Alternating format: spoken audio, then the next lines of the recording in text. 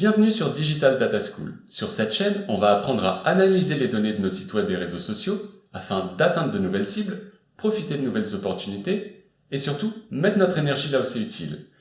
Pour ce premier épisode, on va parler de la loi de Pareto, que vous connaissez peut-être comme la loi des 20-80. Vilfredo Pareto est un économiste italien. En 1906, il fait l'observation que 20% de la population italienne possède 80% des propriétés. Cette observation empirique gagnera en popularité à partir du milieu du XXe siècle et sera généralisée de la façon suivante. 80% des effets sont le produit de 20% des causes. Ces chiffres ne sont pas à prendre au pied de la lettre, mais ils démontrent toutefois une chose. Les effets ne sont pas proportionnels aux causes. C'est ce qu'on va maintenant vérifier avec 3 tests. Le premier, pour voir si 20% de mes vidéos YouTube génèrent 80% des vues de ma chaîne. Le second, pour voir si 20% des articles de mon blog génèrent 80% de mes pages vues. Le dernier, pour voir si 20% des mots-clés génèrent 80% du trafic organique de mon blog. Et on va pas en rester là, à débiter des chiffres. On va surtout voir quelles sont les leçons qu'on peut en tirer, que la loi de Pareto soit vérifiée ou pas. Alors, restez bien avec moi jusqu'à la fin, et allons-y. Voici maintenant la partie technique de cette vidéo. Je vais vous expliquer comment j'ai récupéré toutes les données me servant pour mes 3 tests. Donc, j'ai créé une simple Google Sheet et un onglet que j'ai appelé Données brutes qui va me servir à récupérer toutes les données brutes pour mon compte YouTube et pour mon blog. Donc pour mon compte YouTube, ce que je vais aller chercher, c'est le titre de chacune des vidéos ainsi que leur nombre de vues. Et pour mon blog, 2 choses. Tout d'abord, à partir de Google Analytics, j'ai récupéré le titre de chacune des pages ainsi que le nombre de pages vues. Et à partir de la Search Console, j'ai récupéré les mots-clés ainsi que leur nombre de clics. Donc vous pensez bien que c'est très fastidieux de récupérer tout ça à la main, donc je ne l'ai pas fait à la main, bien sûr. Je me suis servi d'un module complémentaire qui s'appelle Supermetrics, qui se trouve par ici. Alors Supermetrics, c'est un module payant, mais vous avez une version d'évaluation de 14 jours qui vous permet de tout tester gratuitement. Et si vous avez suivi ma formation sur Google Data Studio, vous connaissez d'ores et déjà Supermetrics. C'est lui qui vous permet de lier votre rapport à vos réseaux sociaux. Je vous mets dans la description le code promo vous donnant droit à 20% de réduction sur tous les plans payants. Ils sont super utiles, surtout si vous faites des rapports régulièrement. J'en profite aussi pour vous laisser à nouveau le lien vers ma formation Google Data Studio. Vraiment, allez-y, vous verrez, c'est comme jouer au Lego. Donc je vais vous montrer maintenant un petit peu plus les entrailles de chacune de mes 3 requêtes. Donc à commencer par ma requête pour YouTube. Donc comme vous le voyez par ici, j'ai la sidebar de Supermetrics qui apparaît. En cliquant sur modifier, je peux vous montrer exactement ce que j'ai fait. Donc au niveau de data source, donc je me suis connecté à YouTube. J'ai sélectionné ma chaîne Vive la pub sur YouTube. Au niveau des dates, j'ai sélectionné le mois de décembre. Au niveau des metrics, les video views. Au niveau split by dimension, j'ai sélectionné video channel name. Donc ces deux-là me permettent en fait d'avoir les colonnes A et B, le nom de la vidéo ainsi que le nombre de vues de la vidéo. Et dernière chose, j'ai appliqué un filtre afin d'exclure les vidéos n'ayant fait aucune vue durant le mois de décembre. Donc avec tout ça, j'ai exécuté la requête et ça m'a rempli les colonnes A et B en me montrant par ordre décroissant les vidéos les plus populaires. Maintenant, la deuxième requête effectuée sur mon blog au niveau des pages vues. Donc allons-y, je vous la montre. Donc cette fois-ci, la source de données n'est plus YouTube mais c'est Google Analytics. La vue, c'est la vue correspondant à mon blog vivelapub.fr. La date, c'est toujours le mois de décembre. La métrique est le nombre de pages vues. La dimension, le titre de la page, et enfin, j'ai également appliqué un filtre afin d'exclure les pages n'ayant fait aucune vue durant ce mois. Donc voilà, cette requête m'a permis de populer les colonnes D et E. Et maintenant, dernière chose, allons voir comment ça se passe pour les mots-clés. Allons-y. Donc cette requête-là, elle est allée se connecter à la source de données Google Search Console, au site vivelapub.fr. Alors au niveau de la date, j'ai fait légèrement différemment. J'ai juste sélectionné les 7 premiers jours du mois de décembre, car comme vous allez le voir, il y a déjà un grand nombre de mots-clés, donc c'était même pas la peine de prendre tout le mois. Au niveau de la métrique, j'ai pris les clics. Au niveau de la dimension Search Query, qui veut dire mots-clés. Et au niveau du filtre, j'ai également appliqué un filtre afin d'exclure les mots-clés n'ayant eu aucun clic. Donc voici les 3 requêtes que j'ai fait par Supermetrics qui m'ont permis d'avoir toutes ces données brutes sur mon premier onglet que j'ai appelé Données brutes.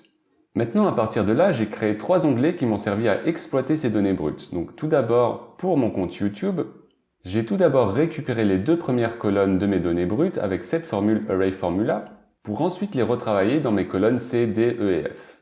Donc avec cette formule, nous récupérons les deux premières colonnes qui correspondent bien à mes données brutes de YouTube. Donc la colonne C va me servir à faire un calcul cumulé de nombre de pages vues, puisque mes vidéos sont d'ores et déjà triées par ordre décroissant. La colonne D va me servir à afficher le classement de chacune de mes vidéos. La colonne E, le pourcentage de vidéos cumulées. Alors pour faire ce calcul, regardez, nous avons divisé notre colonne D3 par ce nombre-là, nombre total de vidéos vues, 233, qui lui est calculé par cette formule-là, et cette formule-là calcule le nombre de valeurs uniques se trouvant dans la colonne A. Donc ce qui me permet de savoir que j'ai 233 vidéos en tout, et donc à partir de là, je vois qu'une vidéo représente 0,43% de l'ensemble de mes vidéos. Maintenant, la dernière colonne me permet de calculer le pourcentage de vidéos vues cumulées en faisant une toute simple division entre la colonne C3, donc les vidéos vues cumulées, et divisé par ce nombre-ci, le nombre total de vues, qui lui est calculé avec une simple somme de toute ma colonne B. Et comme vous le voyez, la première vidéo à elle seule engendre déjà presque 15% des vidéos vues cumulées. Donc ensuite, je me suis servi de ces deux colonnes pour faire le graphique que voici, et qui me permet donc de vérifier la loi de Pareto. Et comme vous le voyez, ça démarre très fort mes toutes premières vidéos, et effectivement, lorsque nous sommes à 20%, nous sommes déjà à 89% de vidéos vues cumulées. Donc la loi de Pareto est plus que vérifiée par ici. Voyons maintenant comment ça se passe au niveau des pages vues de mon blog. Donc une nouvelle fois, j'ai mis en place la même structure. J'ai récupéré non pas les deux premières colonnes, mais les colonnes D et E de mon onglet Données brutes, qui correspondent ici, comme vous voyez, au titre de la page ainsi qu'aux pages vues.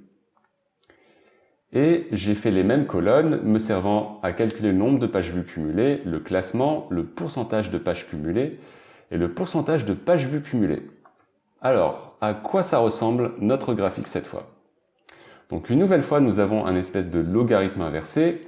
Donc le démarrage est un petit peu moins fort que pour les vidéos YouTube, mais nous voyons tout de même qu'à 20% de mes articles, nous sommes à peu près à 80-81% de pages vues cumulées. Donc c'est marrant, c'est presque exactement les proportions de Pareto. Donc encore une fois, la loi de Pareto est bien vérifiée ici. Maintenant, voyons voir comment ça se passe au niveau des mots-clés.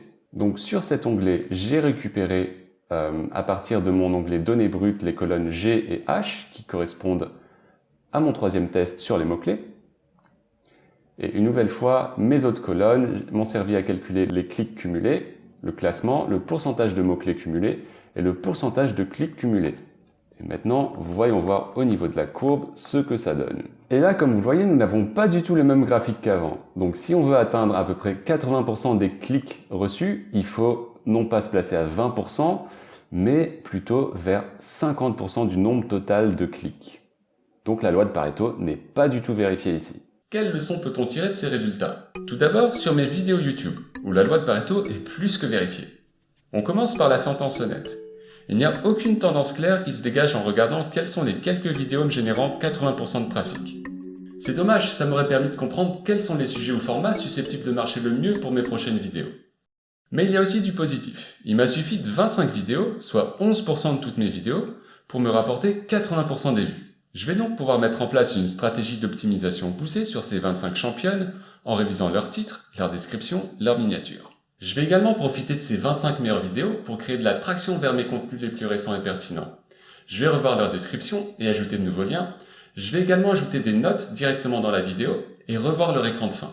Ce travail serait titanesque et totalement contre-productif si je devais l'étendre aux 80% restants de mes vidéos qui me rapportent uniquement 20% des vues. On passe maintenant au blog et ses pages vues, où on est très proche des 20-80. Comme pour mes vidéos YouTube, je peux me servir de la loi de Pareto pour optimiser mes pages qui m'apportent le plus de trafic et créer de l'attraction vers mes autres contenus les plus pertinents. Cela me prendra un peu plus de temps, il faudra que je revoie 43 articles pour atteindre les 80% de pages vues, mais ça reste raisonnable. L'autre aspect positif, c'est que ces articles ont un certain nombre de points communs qui vont me permettre de bien comprendre ce qui a marché pour mon audience par le passé et devraient donc encore fonctionner à l'avenir. Tout d'abord, ce sont des articles très longs et détaillés, sur lesquels j'ai passé bien plus de temps que la moyenne. Ensuite, c'est sur les sujets les plus polémiques que l'audience est le plus attirée, comme les messages subliminaux, la publicité pour le tabac, ou encore le racisme dans la pub. Je préfère rester maître de mes thèmes, parce que mon blog n'est pas dans une course à l'audience. Mais si c'était un site de presse vivant de la publicité, Je saurais carrément qu'il faut que je joue sur ces leviers pour accroître mon audience et mes revenus. Finissons enfin avec les mots-clés, sur lesquels ma loi de Pareto s'est bien vautrée. Et il me suffit de 2 mots pour expliquer cela. Longue traîne. La longue traîne est une loi de probabilité bien connue des experts SEO. Elle est représentée en jaune sur ce graphique et elle est due à notre comportement sur les moteurs de recherche. Nos requêtes sont de plus en plus longues, donc de plus en plus uniques. Et ces requêtes uniques se voient clairement sur mon graphique. Ce sont elles à partir de ce point d'inflexion vers 40%, ce qui veut donc dire que 60% des requêtes amenant vers mon site sont uniques. Et voilà pourquoi je me retrouve avec 709 requêtes ayant généré des clics vers mon site à partir de Google en à peine une semaine. Cette longue traîne est très visible lorsque vos pages ont un contenu riche en texte, ce qui est le cas sur mon blog. Donc si je souhaitais optimiser mon contenu en me basant sur les mots-clés apportant 80% des clics, je devrais travailler non pas sur 20% de mots-clés, mais à peu près 50%, ce qui fait 350 mots-clés. Mais c'est pas tout, la longue traîne est totalement imprévisible, elle change tous les jours. Ça serait une énorme perte de temps si j'essayais d'optimiser mon contenu pour elle. Donc, qu'est-ce qu'on peut retenir de ces 3 expériences? Tout d'abord, la loi de Pareto ne fonctionne pas sur les données présentant une longue traîne, comme les mots-clés. Ensuite, lorsque la loi fonctionne, servez-vous-en pour 2 choses. Pour optimiser les 20% de pages ou de vidéos vous apportant déjà 80% du trafic. Ne perdez pas votre temps à optimiser les 80% restants qui ne vous rapporteront que 20% de plus. Et servez-vous-en aussi pour anticiper le futur. Regardez ces 20% et tentez de comprendre ce qu'ils ont en commun. Ce qui a bien marché jusque-là a de bonnes chances de marcher encore quelques temps. Mais faites quand même attention à ne pas devenir monomaniaque. Sinon, vous finirez par stagner. Continuez à tester d'autres formats, d'autres topics et analysez ensuite. C'est comme ça que vous verrez émerger les nouvelles opportunités et resterez au top. Voilà, c'est tout pour aujourd'hui. J'espère avoir éveillé votre curiosité. Si c'est le cas, abonnez-vous et allez tester la loi de Pareto par vous-même sur vos données. Vous me direz dans les commentaires si elle marche ou pas. Si vous voulez récupérer la Google Sheet de cet exercice, avec toutes ces formules et les instructions pour utiliser Supermetrics, envoyez-moi un message dans le formulaire dont le lien se trouve dans la description de cette vidéo. À très bientôt pour une prochaine vidéo.